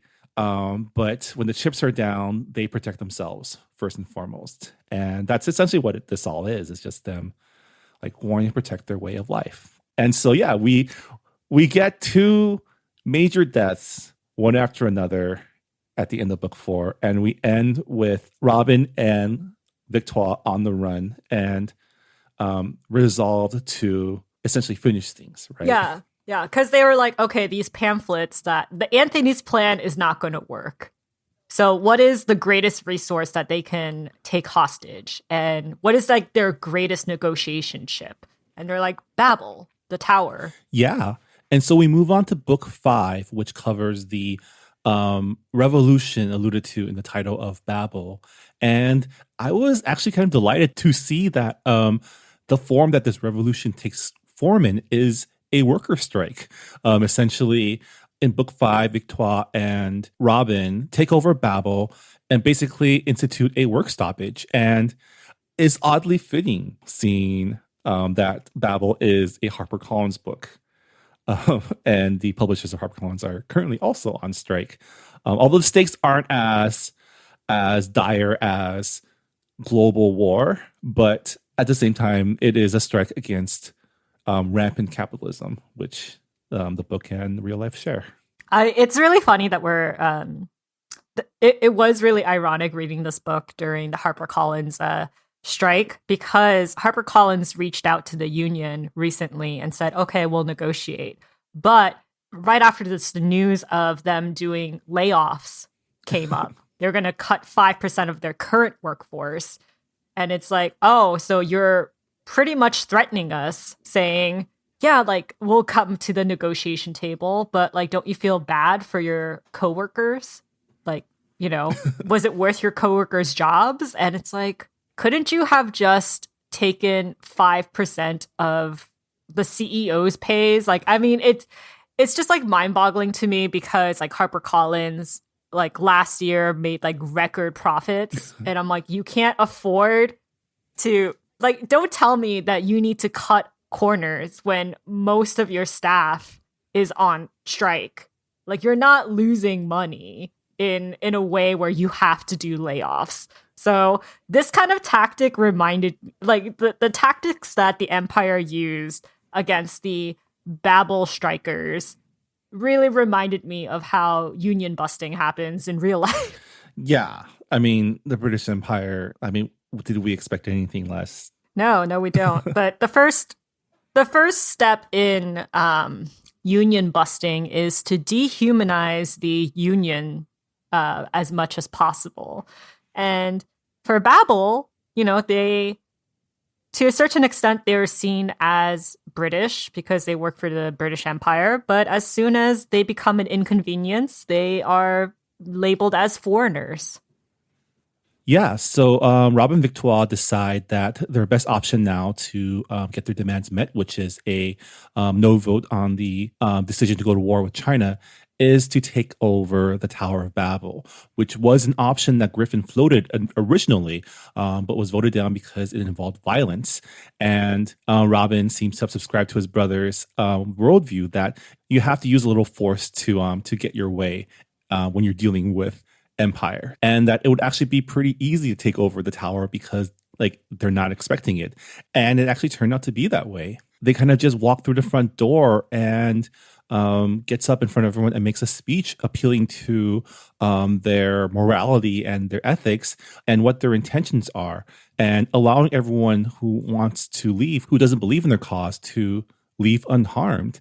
And they do run into a little bit of resistance, specifically from Professor Playfair, who rallies some of the, I guess, more white students to resist. And I thought R.F. Kuang writes some pretty good action scenes. If you read The Poppy War, like, there's lots of great martial arts magic action in there. But the way that she wrote this specific fight scene between scholars who don't know how to fight was hilarious. Yeah, I mean, when Robin and Victoire were strategizing, like, what do we do? Like, how are we going to, like, convince them to join the strike? Robin is like, they're scholars. We just show up with a gun and people are going to shut up. I mean, I love the description of the fight with the scholars because it was so inelegant. Like, my favorite line was how one of the scholars threw a punch at Robin in a way that seems to suggest that he only knew how to throw a punch in theory.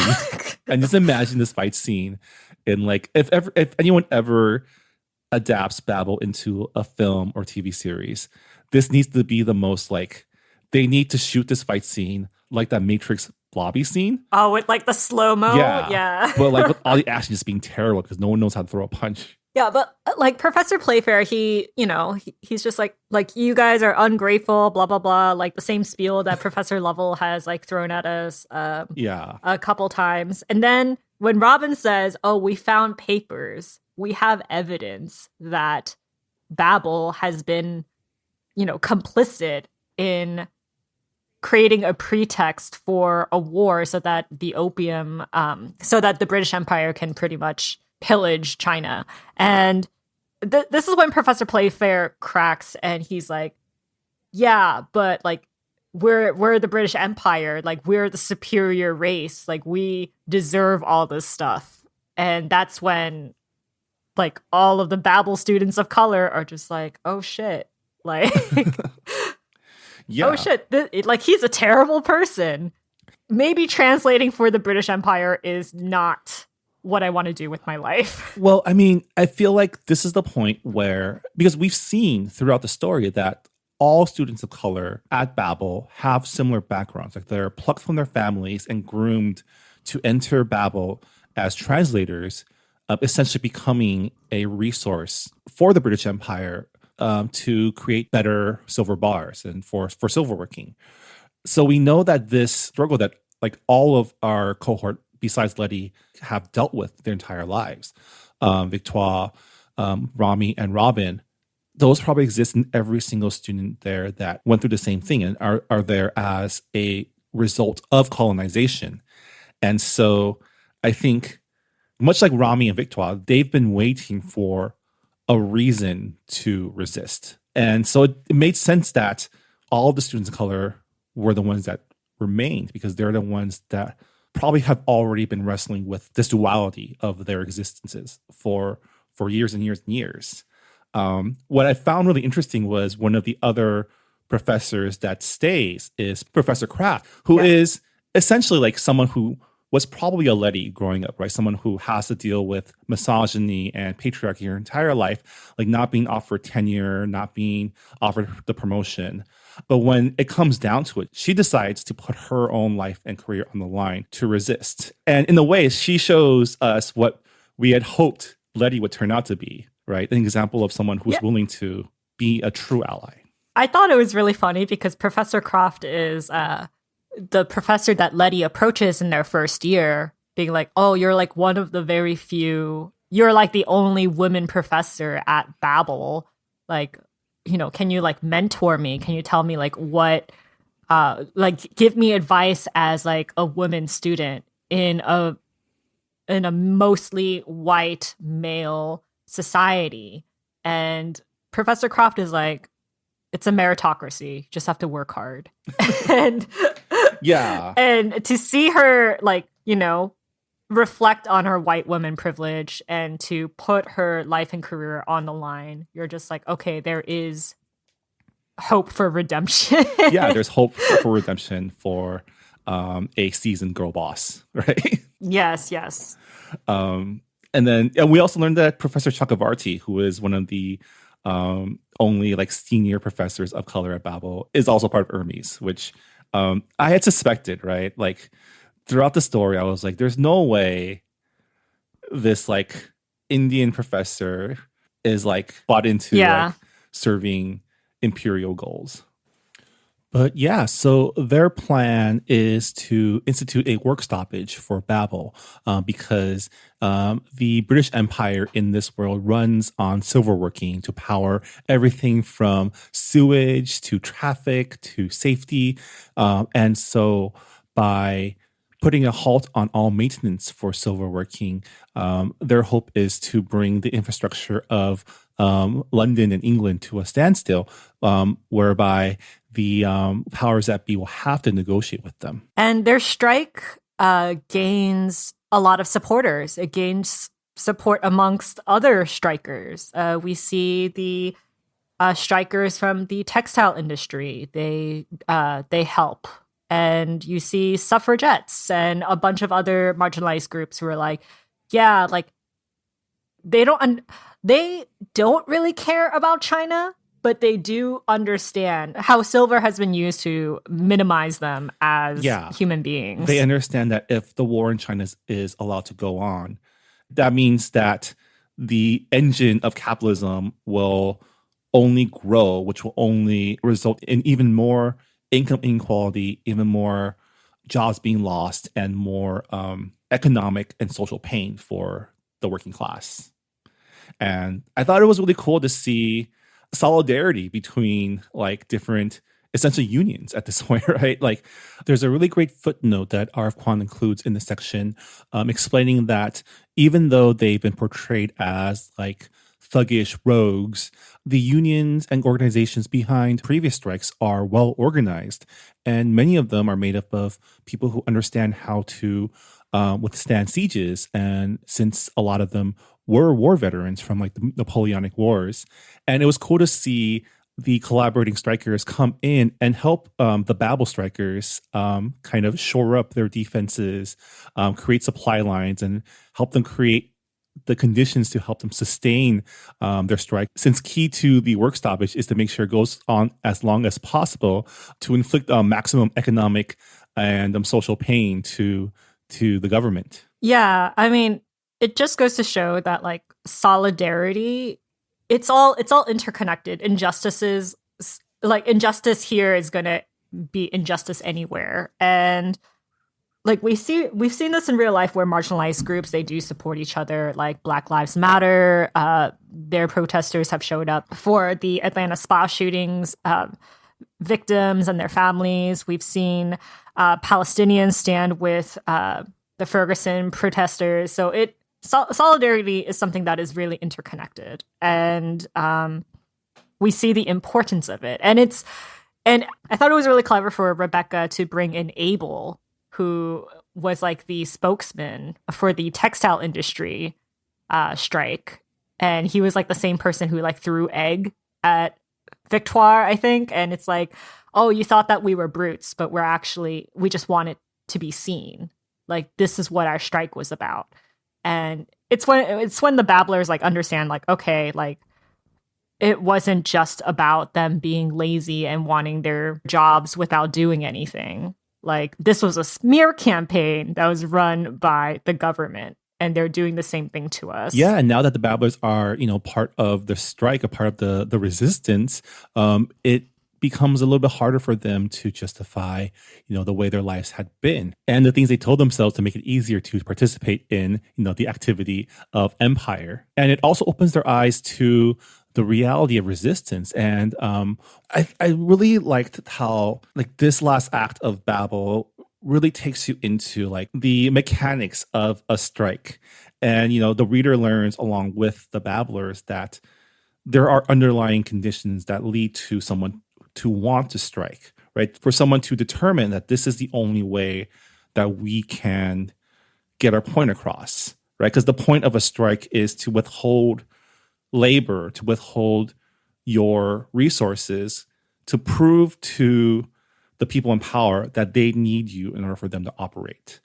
And for the babblers, that is withholding silver working services. Yeah, I thought it was really interesting to see like how much London and Oxford especially relied on silver work. And the consequences are pretty dire, right? Like people die because of what they're doing. Like buildings collapse, carriages run off the road. Yeah, and then this is something that creates tension between Robin and Victoire.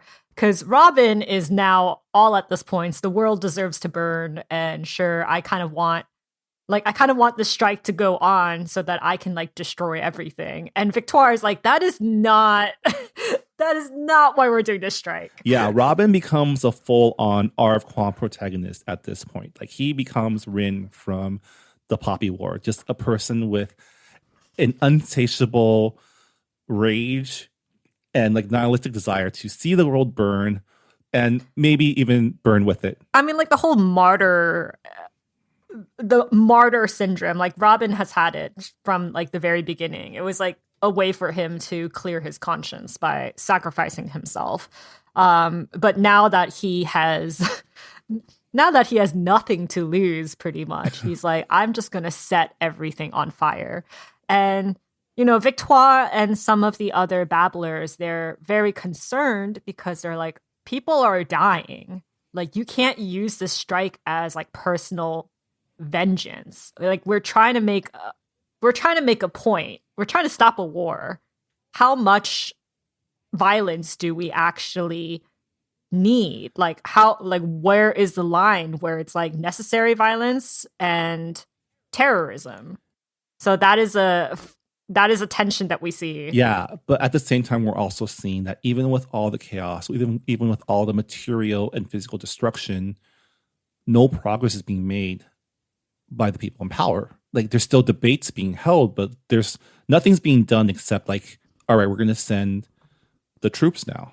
And I think that's something that both frustrates Robin, but also like excites him, right? Because he's realizing that the people in power don't care, but this will allow him to further his own like nihilistic tendencies. Yeah, and their trump card is the Westminster Bridge. So they find out that the Westminster Bridge needs to have its regular maintenance with silver work. Otherwise, the bridge is going to collapse.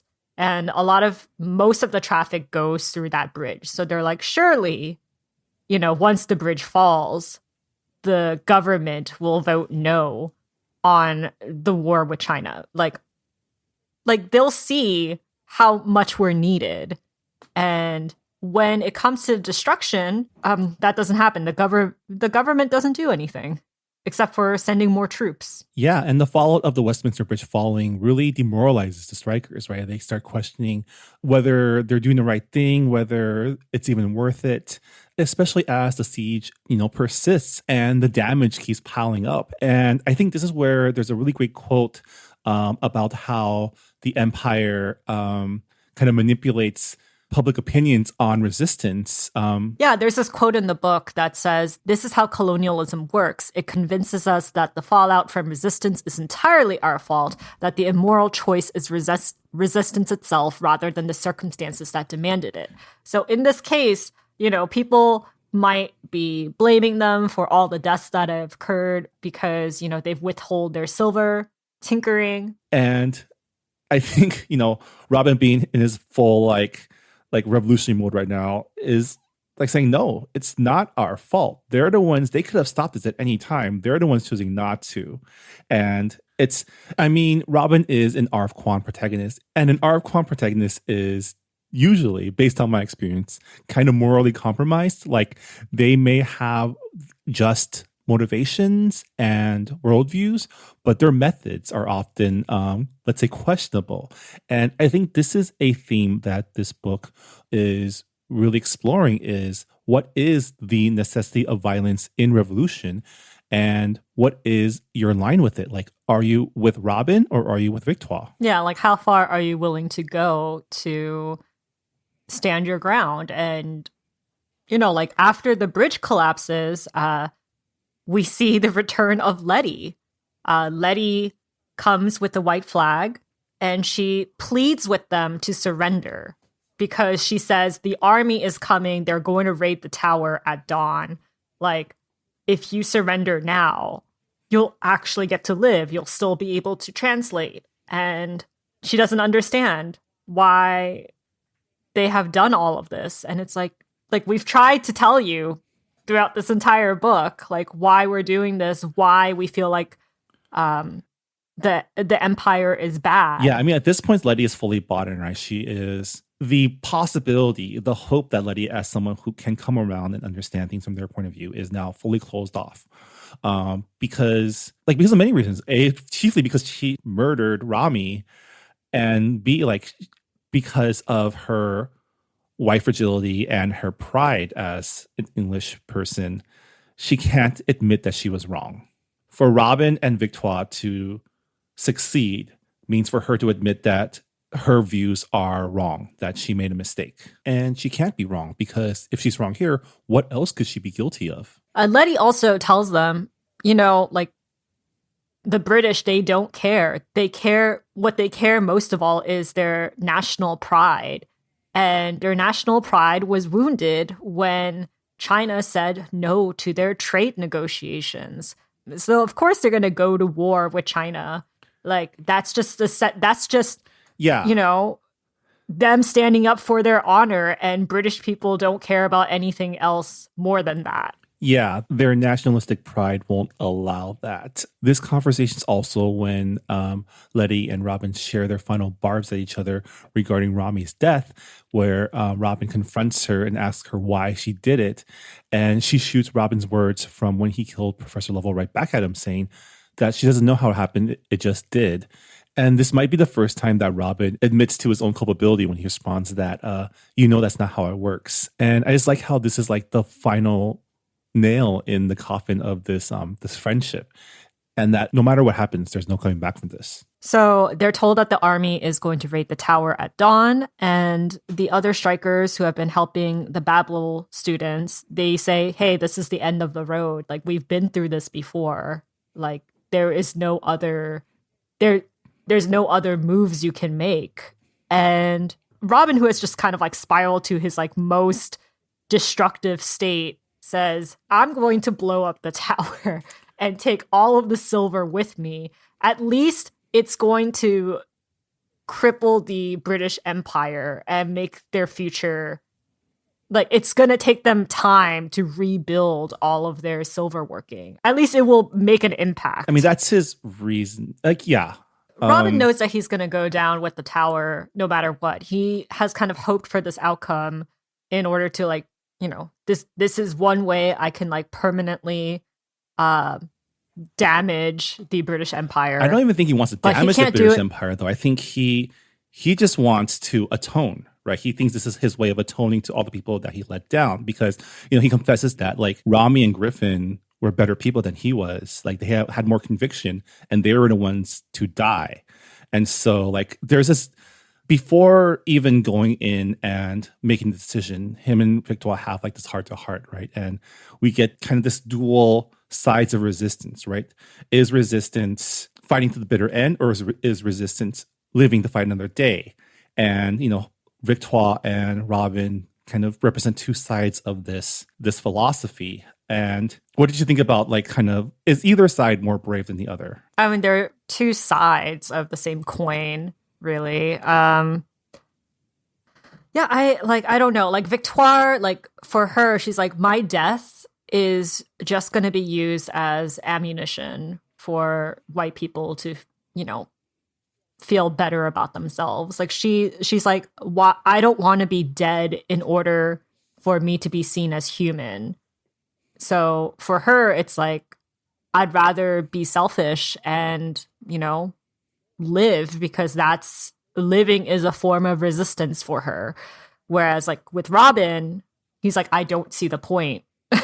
Like, if I can't, like, if this is the biggest statement that I can make, then so be it.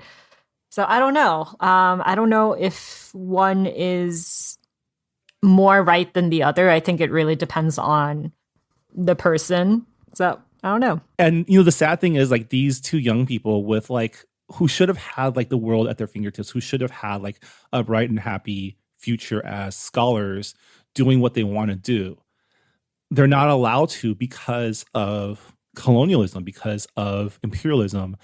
They are where they are at this point because of all the dehumanizing that they've gone through. And it's sad that they're at this point at all, right?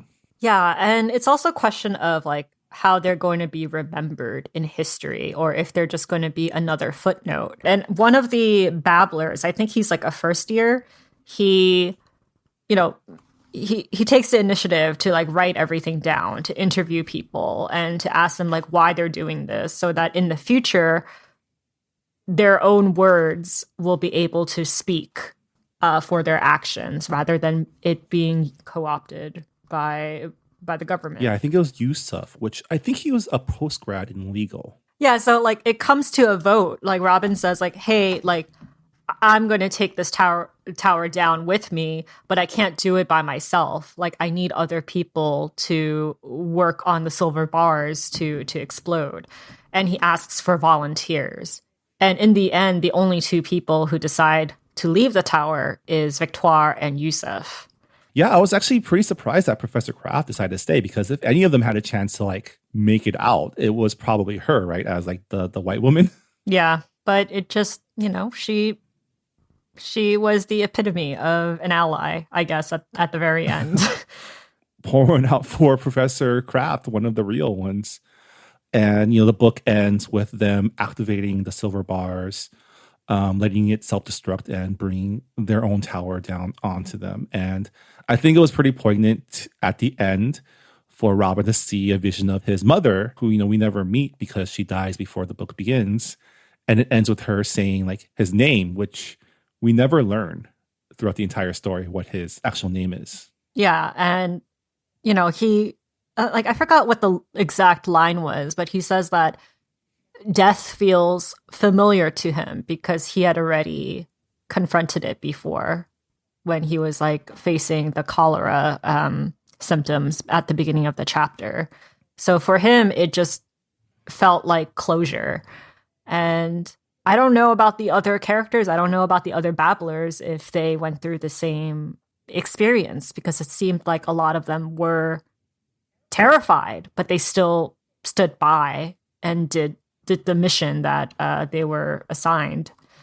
So yeah, it is tragic. Yeah, like how did you feel about the way that the book concluded Robin's story? I thought it was fitting. I know one of the main criticisms that a lot of readers had was that Robin's character arc went too fast. He went from like spineless and not committed to the cause to super committed and like let's burn everything revolutionary. And I don't know, I thought the speed was okay because what he went through in book 3, 4, and 5 with killing his birth father and watching his friend get killed, I think those are really big catalysts for him to become this revolutionary. So yeah, I don't even think it's that. I feel like he always had like this simmering like discomfort that what he was doing was something that he shouldn't be doing. And at first it was like he couldn't believe that he was able to enjoy his privileges. And later on, this is guilt that he was able to enjoy these privileges over people who couldn't. And I think throughout the story, he's always had like this imposter syndrome, right? Like this idea that he might not deserve everything that he's getting, even while enjoying the privileges of being a scholar in Oxford and at Babel.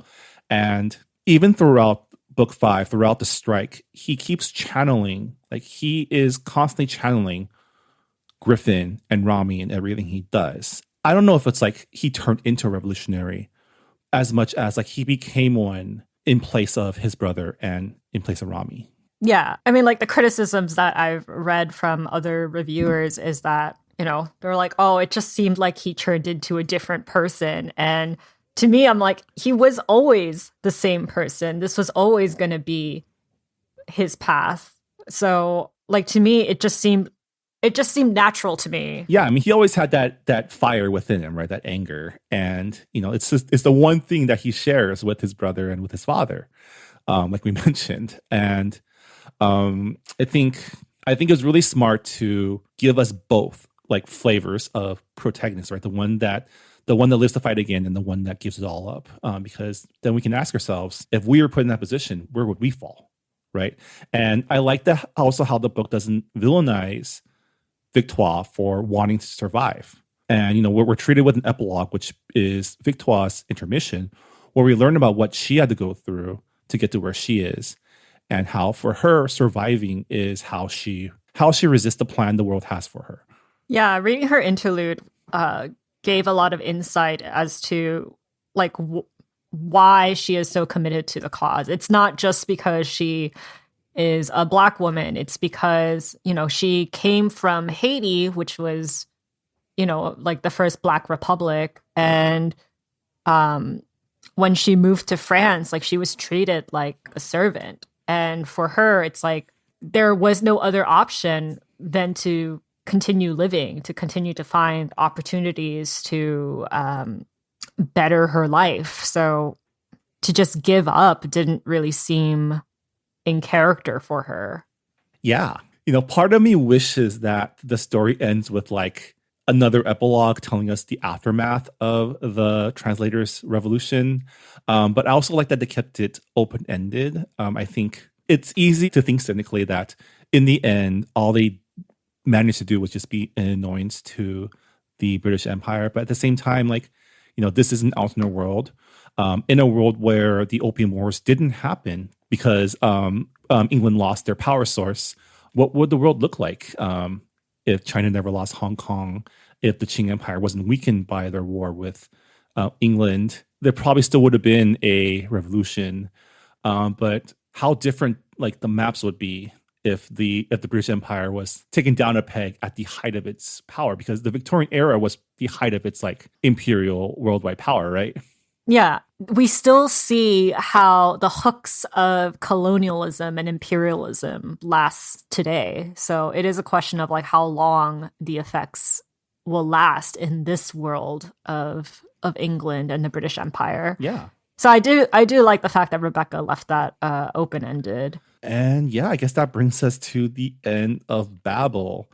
What a book. What a book. Yeah. But yeah, let's take some listener feedback, because we had a couple comments for the book as well. Lauren on Goodreads says, I finished reading the book this morning, and I'm so glad that my initial first impressions about it were proven wrong. I recall the hype when the book first came out last summer, but on a surface level, it didn't come off as overly interesting. I also thought initially that Robin Swift was a white guy. This is the latest novel of R.F. Kuang, so I should have known better on all of that. The world building is impressive, the stakes are high, and the characters are well developed. Well, regarding the latter, for the most part, it took such a long time for Robin to morph beyond being a studious peacekeeper, longer than I think it was necessary. It's because of his slow evolution as a character that the majority of the novel felt like a very long first act. It really isn't until well past the halfway point that things start to take a turn on a narrative level. I think that aspect of the story could have been paced better than it was. But otherwise, I'm glad I closed off 2022 and kicked off 2023 with this novel. It's been a hot minute since I've read something as engaging as this. Leave it to R.F. Kuang if you want a story that gets deep and dark. We did touch a little bit about the pacing, and I can see why some people thought like the first half of the book was slowly paced, because it is like compared to the last half where it was just balls to the wall action and death and destruction. It was pretty chill. But I feel like as someone who read The Poppy War, like I was more than willing to live in the peaceful half of the world for as long as I could before everything went dark. Because once we get to post-murder, it's pretty bleak throughout, right? The openings of like a happy ending start closing for our characters. Yeah, and I think the first half of the book, like the reason why there is so much setup is because you're creating this brand new world for your readers, and you have to explain all of the rules. And, I really enjoyed spending my time in Oxford with Robin, Rami, Letty, and Victoire. I feel like I really got to bond with them as a reader, and it just made like their endings so much more tragic, in my opinion. Yeah. And it's also reflective of like how we look back on like our younger days, our college days, where our worries were so, minuscule. We didn't have to worry about life. We only had to worry about making it through exams. And I feel like that nostalgia, it matched the pacing, I think. It is. That's true. Like it really does read like a slow golden time, and it just gets dashed in the second half of the book. That's true. Like in book 5, while Robin is reminiscing about his days hanging out with Rami while under siege, I was like, yeah, that did happen. Those were good times back like 400 pages ago when they didn't have to worry about 400 pages ago. Oh. And I think Robin's character is meant to be frustrating at first, because us as people who want to see him be more heroic, want to see him take more of a stand, it is frustrating to see a guy who could do something but chooses not to because of fear. But again, I mean, that's in character for a lot of us, right? I feel like in terms of being a revolutionary, it's hard to commit until the struggle becomes real. And the struggle doesn't become real for Robin until Rami dies and Griffin dies, right? I don't even think it becomes real after he kills his father, right? When he kills his father, because it's always like, well, he's like, I could still get away with murder, right? Yeah. Like, I'm still useful to the Empire. Yeah, I mean, in a sense, it doesn't become real to him until his friends are in danger. I feel like if you read this book a second time, you're going to read those good times in the first act and want to kind of bask yourself in it. Yeah. Because you know what's coming. Yeah. We also have a comment from Nina who said that they couldn't put the book down for the later half, themes around exceptionalism / model of minority, working with the system versus bringing the system down. The contradiction of minorities oppressing other minorities to maintain their worldview were all apparent and explored in a way that I found very engaging. The ending of the story really brought tears to my eyes. The idea of the sacrifices that minorities have to make in order to demonstrate their humanity and prove that they are equal is truly unreasonable and unbearable. Yes, I feel like we tackled most of the themes in this book. And yeah, I asked this question in the first half of our Babel discussion, but who is this book for? And really, like, as readers of color, a lot of things are obvious. A lot of things are things that we've lived with. And I'm guessing for a lot of white readers, it's going to make them reflect on things that they haven't done before and really ask a lot of uncomfortable questions. So, yeah. Yeah, I think this book is for everybody, whether or not you've learned about the effects of empire, of colonialism or not. This book arms you with the knowledge and the talking points to engage in those conversations and, you know, your own place in the world. Because as much as this book is anti-imperial, it's also anti-capitalist, right? Because the backbone of any empire was and still is economical. And that's true for America as well. Yeah. Well, that was our discussion of Babel. If you have made it to the end of this episode, I applaud you. Oh my goodness, you guys are a trooper. If you have any other thoughts about the book that we may have missed, or you have any comments on our discussion, please let us know on our Goodreads forums. We always love to hear what you think about our discussion and our episodes as well. But yeah, let's get out of here. Rira, what are we reading for the month of February? For the month of February, we are reading The Charmed List by Julie Abe. I think this is a pretty good palate cleanser for this month, especially since Valentine's Day is only a few weeks away. And we've had Julie Abe on the show before. This is her first YA novel, and it's pretty much about a Japanese-American teen witch who goes to a magical convention with an enemy. So it's kind of like an enemies to lovers situation in a realistic magical world. So yeah, we are still sticking to the realms of magic.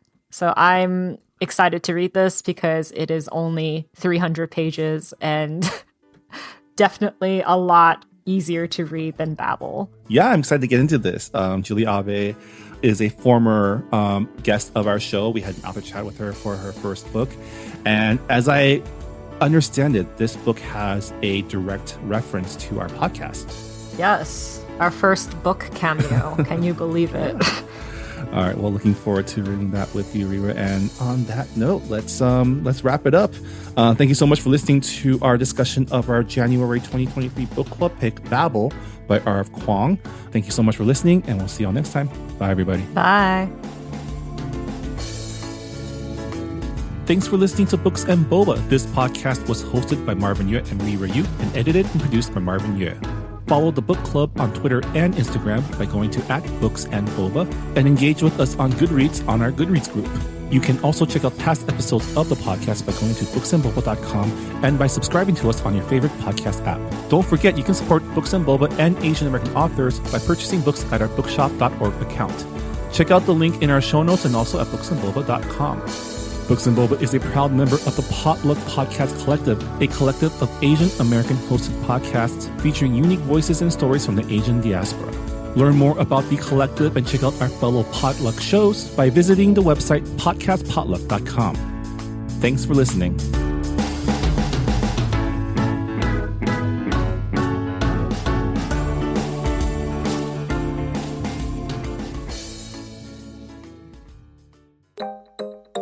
Hey, Sharon.